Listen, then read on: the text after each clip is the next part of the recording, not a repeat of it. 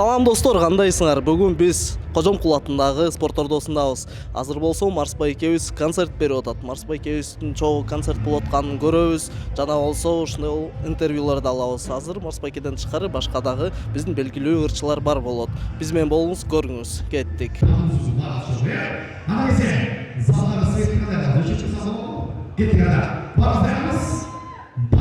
Музыка 3, 2, 1, поехали! Чего? Чего? Давай, комиссия, чего хорошо? Спорт хорошо! А, запомни! Спорт хорошо, нас концерт чего?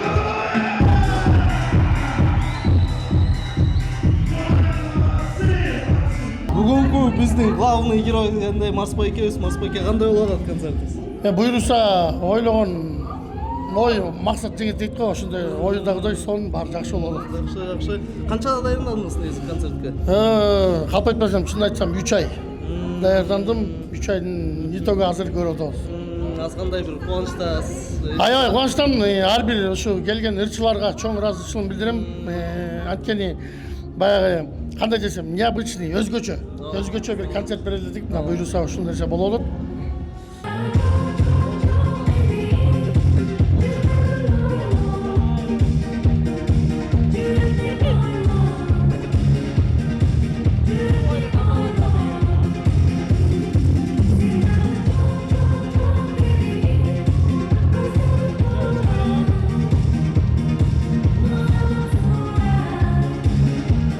Акча табасың трендин эси менен жанындамын. Кандайсыз? Сонун, силер сурагандан бери сонун. Анда бачайчы сурап туралы. Сиз азыр учурда жаңы дагы ырлап чыгарып атасызбы? Жок, буга чейин 15 жылдан бери эле ырдап жүрөм. Бул чыгармачылыкта жүрөм, бирок буйруса Алланын буйругу менен ушундай өзүнүн убакыт сааты бар экен. Жакшы, бирок жаңы ырларды негизи дагы чыгарам деген ой. Ооба, буйруса дагы чыгып атат, азыр ырыбыз аранжировка болуп атат. Кайсыл жанрда басталат? Буйруса ошо акча табарсыңдын жок дебегиң деген чыгармамдын экинчиси чыгат. Жакында чыгат. Ага чейин буйруса жолдошума арнап жазган ырым чыгат. Ал акыркы күндөр эле калды. Алдан кийин буйруса ошо жок дебегиң чыгармамдын экинчиси чыгат.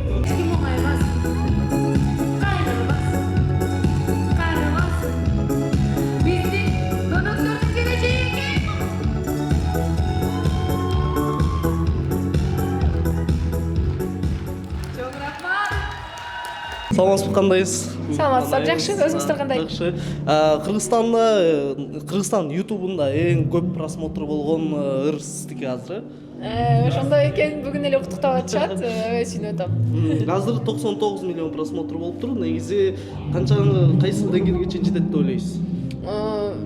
Аны биле албадым. Кандай болот? Менимче дагы жакшы болот, көбүрөөк болот.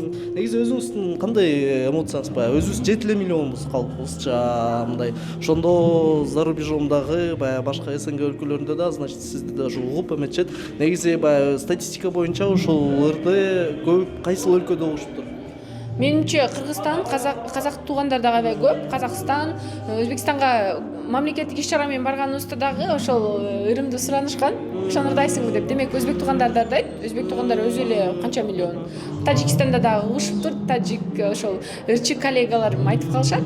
Демек бул Орто Азия боюнча угуу болуп 100 миллион. Орто Азиянын баарында сиздин именно ырыңыз аябай жатты. Ошондой болуптур. 26-жылга кандай сиздин пландарыңыз бар? 26-жылга толтура сонун ырлар болот, концерттер болот.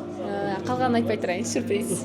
Все, сюрприз күтөбүз. Чоң рахмат сизге. Ийгилик каалайбыз. Марс деп сактабайм, бирок илгери мен мультиктен персонаждарды сактачумун панда деп. Андан кийин болсо дагы илгерки мультикти эстеп калып, Гарфилд деген мультфильмден Гарфилд деп сактап калгам. Жана досум кеттик. Чоң рахмат Досумбай. Эмне дейсиң? Буга чейин Курал Чокоев болду керек, бүгүндөн баштап добур болот окшойт. Добур байкебиздин жаныбыздабыз. Баягы биздин поколение аябай жакшы билет сизди. Сиздин ырларыңыз менен өскөнбүз. Баягы жашоо бирге эле, спорт, эми кыргыз эл деген абдан чындап сонун ырлар бар. Ошол менен чоң ойдук. Баягы мектепте блюц кезинде, эми икпорт кезинде көчүрүп алып телефондорубуз. Азыркы учурда мунуга караганда көп чыкпайт чыкпай калды ырларыңыз же кайрадан жазып баштадыңызбы?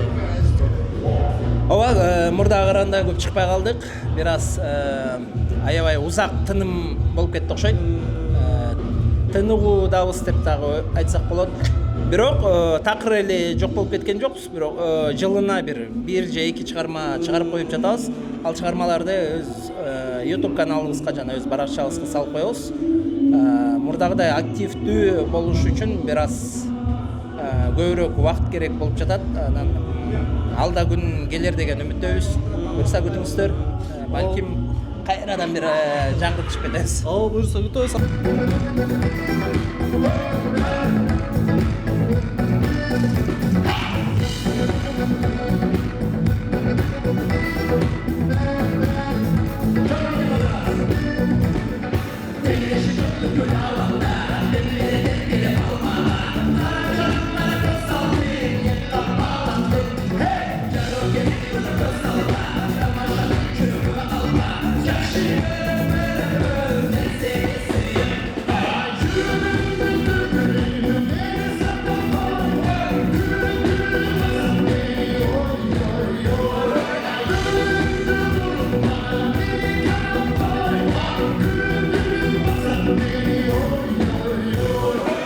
Бүгүнкү Марс байкен концертинде блогерди да жолуктуруп калдык. Али Талантбек, кандайсыңар?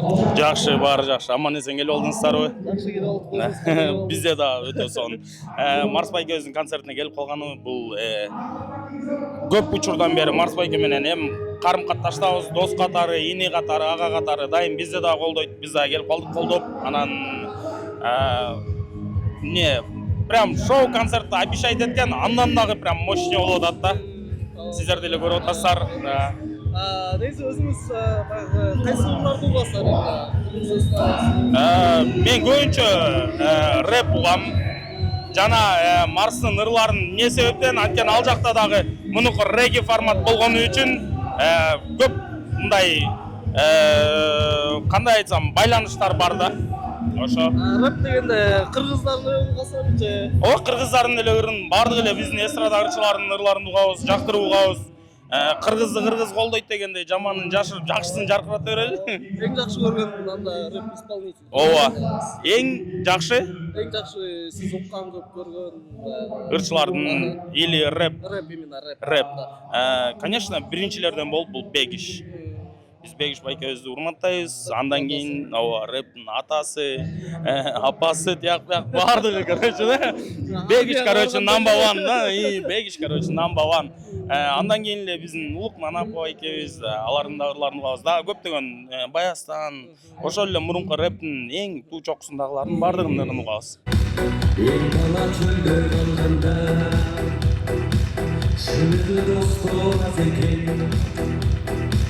Байқасам ұшын жалғанда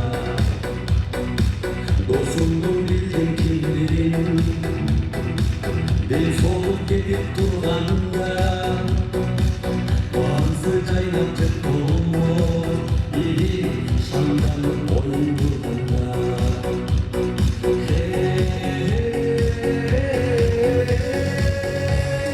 Бүгүнкү ошо Марс байкен концерти өзүңүзгө кандай болуп атат, жагып атабы? Марс байкен концерти өзгөчө болуп атат. Себеп дегенде мен ушу сахнада 20 жылдан бери сахнада жүрөт экенмин. Мындай концертти биринчи жолу көрүп атам мен дагы. Себеп дегенде Марс байкенин тембри өзгөчө, стили башкача, келген коноктор дагы өзүнө окшош проблема катары көрбөгөн зрительдер келиптир да. Ошон үчүн концерти шаңдуу өтүп атат. Мен дагы Марс байкени куттуктайм. Алгачкы Тушо Кез концертине чын жүрөктөн куттуктайбыз. Мындан ары дагы мындай концерттердин далайын өткөзсүн.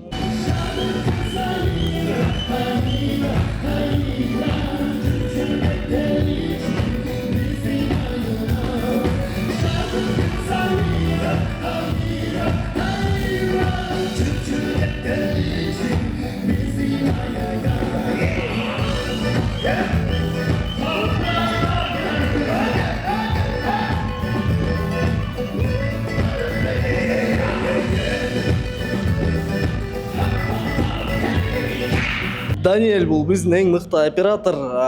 Даниэль, кандайсың? Ассаламу алейкум. Апа, кандайсыз?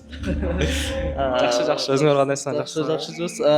Бүгүнкү концерт Марс байкебиздин концерти өтүп атат. Сен эң алгачкы отурган адамдардын да алдында жүрүп тартып атасың. Негизи өзүңө концерт кандай болду деп атабы? Ооба, концерт аябай сонун болуп атат. Элдер зал толук эмес болсо дагы, бирок жакшы болуп атат. Бардыгы кол чабып, бардыгы активный билеп, сахнага чейин билеп чыгып атышат. Мындайды баягы даже жаш азыр биздин артист баягы эмелерден да көп көрө албайсың, мисалы көп эле концертке барып жүрөбүз баягы ошондой эле Фримен, Улукман апалардыкына. Бирок бул жакта өзүнчө бир башкача эме болот экен да, вайб ошол кандай? Вайб вообще таптакыр башкача, а? Барып жүрөбүз да, ошо барды мындай эл менен аралашып эле. Тиякта Улукман апаныкы мисалы охраналар вообще 5-6 метрден жакындаттырбайт да. Фриман эми анчалык эмес, бирок ал жакта деле мындай булар аралашып эле сахнага чейин элдер чыгып билип атышат, эч ким эчсе дебейт. Ошо элдин адамдары да чисто. Кандай сезесиз да бүгүн Марс байкенин концертине келип, колдоп, чогуу тоже ырдап кетейин деп? Ооба. Марс байке менен биз көп жылдан бери доспуз, таанышпыз. Анан мен эң биринчи ырдап чыгып баштай элекке чейин Марс байке ырдай элек болчу. Бирок менден биринчи концерт берип атат. Мен аябай кубанычта болуп атам. Биз бул күндөрдү аябай мындайча айтканда максат койчук. Чогуу мечтать этчүк орусча айтканда.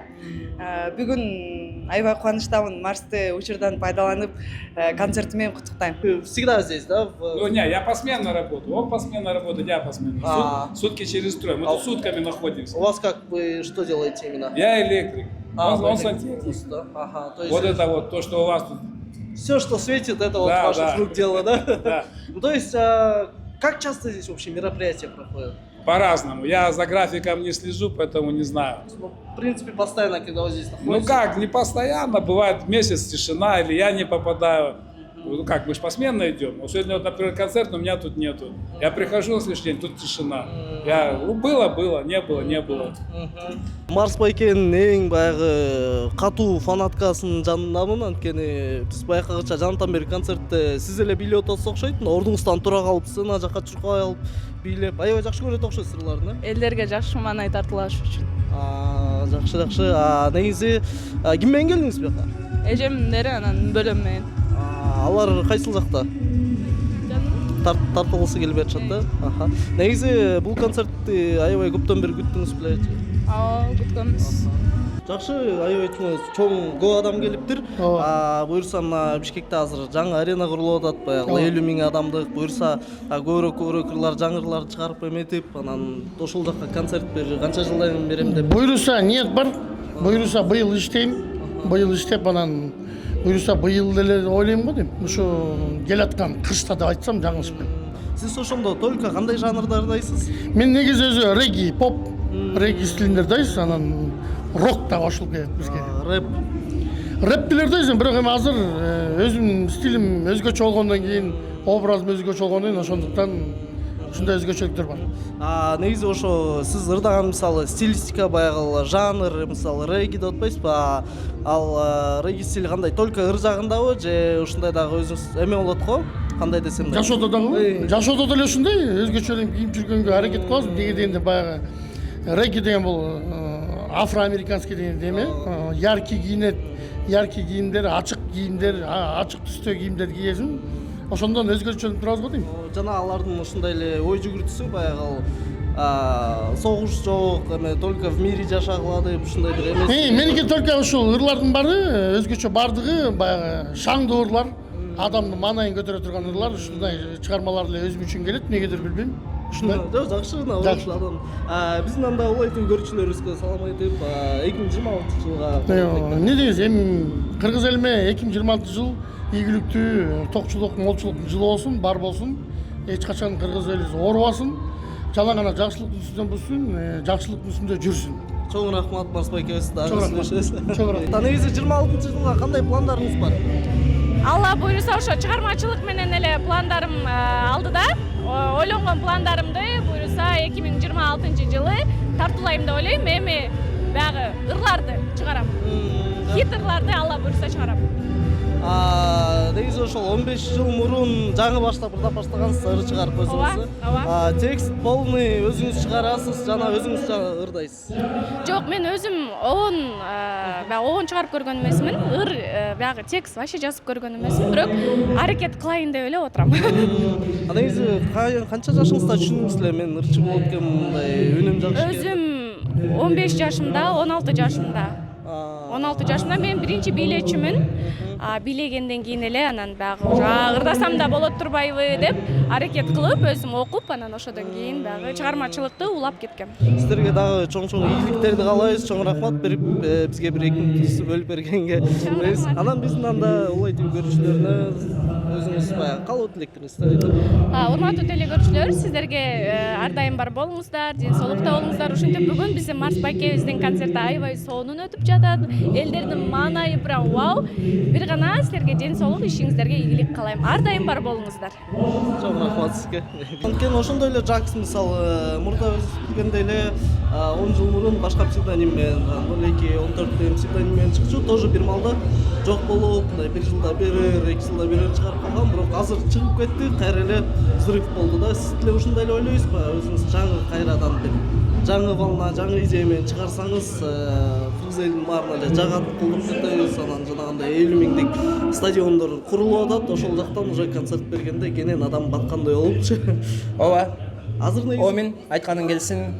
Ооба, озуңа май демекчи, сөзсүз түрдө биз дагы ошондой оомат келип, Кудай Тааламдын колдоосу менен эл алдында жакшы бир жаңы чыгармалар стартуулап, элибизди кубантып калабыз деген үмүттөбүз. Баары алдыда. азыркы негизи жаңы чыгып аткан баягы ырчылар бар, рэперлер бар. Негизи ошолордун арасынан, кыргыздардын арасынан кайсыл сизге эң көп чыгат? Аябай көп азыр.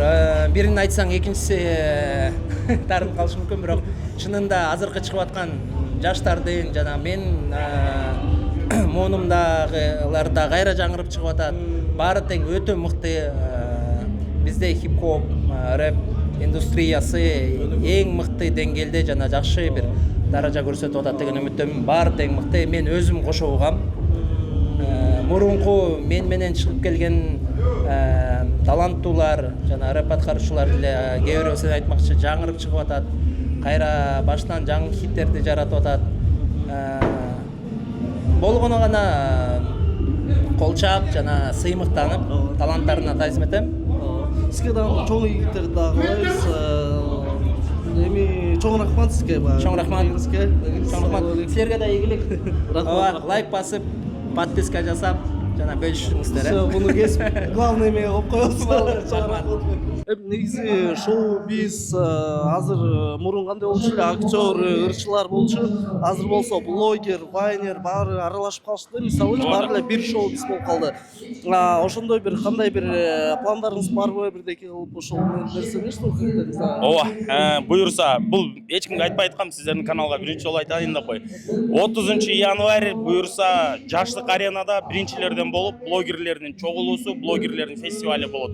Ал жерде Казакстандын блогерлери, сиз айткандай, блогерликтен ырчылыкка, ырчылыктан блогерликке өткөндөрдүн баардыгы топтолгон жер болот. Ошондуктан мен да сиздерди чакырам, жана убакыттан жана сиздерден пайдаланып туруп, сиздердин подписчиктерге 2 билет ойнотуп берели, Блогер фестке. Келиңиздер, эметели. Ушул комментарийдин астына эң мыкты комментарий жазып, кайсыл жакшы сөз эметсе аны эми өзүңүздөр ойлоп табыңыздар. А мен сизге билетиңизди сразу берип кетейин, Всё. 2 подписчикти биз күтөбүз 30 январь Блогер фест Жаштык аренасында. Жакында эле болуп кетти, 6 күндөн кийин. Интернет ойнотолуп, подписчиктер активизируемся буюрса. Ушундай сонун Кыргызстан, Казакстан бир туугандагы келишет экен блогерлер. Ошол жакта Жаштык арена мына как раз Кожомкулдун жанында эле болот.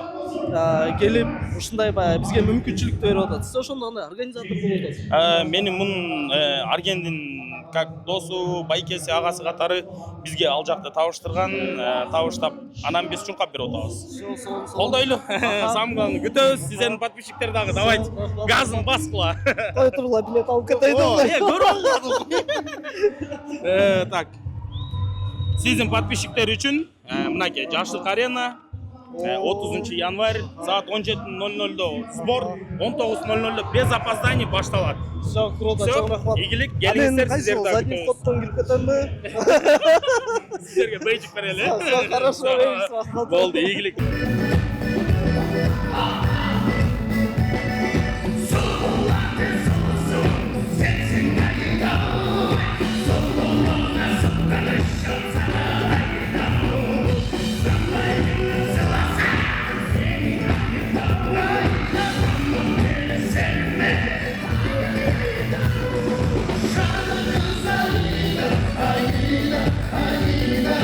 Ушундай кышкы эшикте аябай суук болуп турган учурда ушундай жылуу концерттер бизде болуп турат. Концерттерге көбүрөөк келиңиз, ушундай маанайды ачып кетиңиз, өзүңүзгө деле көңүл буруп келип жүрүңүз да. Болбой калды, мунусунда келбей калдыңыз. Ошон үчүн биздин YouTube каналдан көрүп койгонуңуз үчүн чоң рахмат. Лайк басып, комментарий жазып коюңуз. Ал эми бүгүн биз дагы 2 билет эмки блогер фест болот экен 30 январда. Ошолго 2 билет алып койдук. Жаштык аренада болот. Баягы Кыргызстан, Казакстан блогерлери келет экен. Ошол жактан сизди күтөбүз. Келе албасаңыз, сиздер үчүн YouTube каналдан видео чыгарып беребиз. Биз менен болуңуз. Чоң рахмат.